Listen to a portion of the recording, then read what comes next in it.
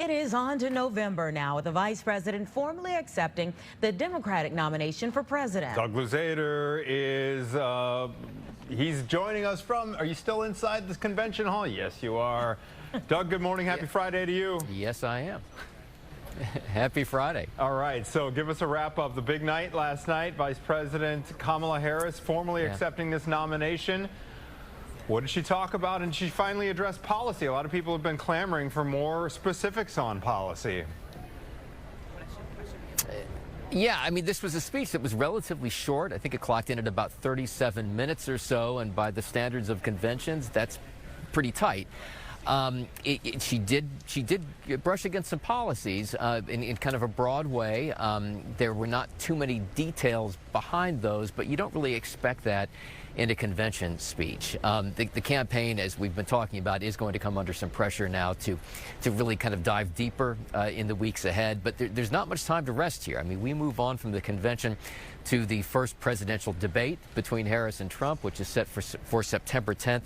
And then just less than a week after that, I think September 16th, early voting begins in Pennsylvania. I mean, that's how quickly things are going to start happening here. Exactly. 10 days after that, on September 26th, is when early voting starts here in Illinois. You know, the people in the UC were fired up last night, but when do we think we might actually see how her message translated to people who are watching from home, especially when it comes to independent voters that both she and Donald Trump are trying to sway?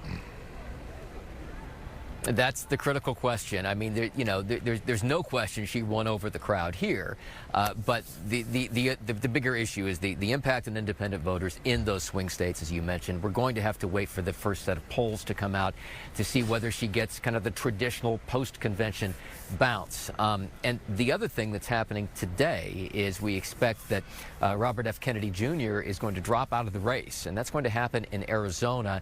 And there's been talk of a possible endorsement for Trump. Now, would that make a difference? You know, you're talking about a pretty small slice of the electorate there, but this race right now is so close that that's something to watch today. We will keep an eye on that for sure. One other speaker last night before Kamala Harris came on stage was Adam Kinzinger, Republican. He called it kind of an awkward alliance that he has with Democrats right now. How do you expect Republicans to react to his speech?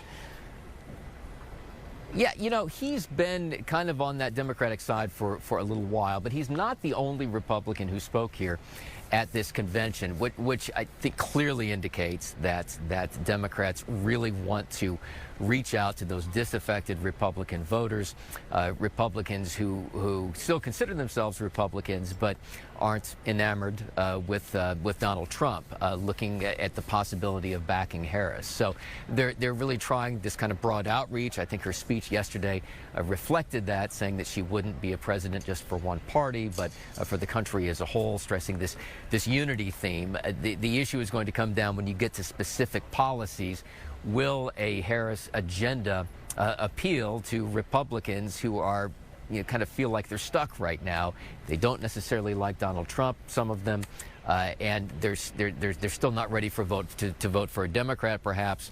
But you need to reach out to those folks that are not, you know, necessarily the type that would come to this kind of convention. Yeah, I saw a big truck with Republicans for Harris on it outside, so there's definitely something going on. Doug, listen, at this point in time, we've all gotten to shake your hand. We feel like you're a friend, you're a part of the family. Come back anytime, but get home safely.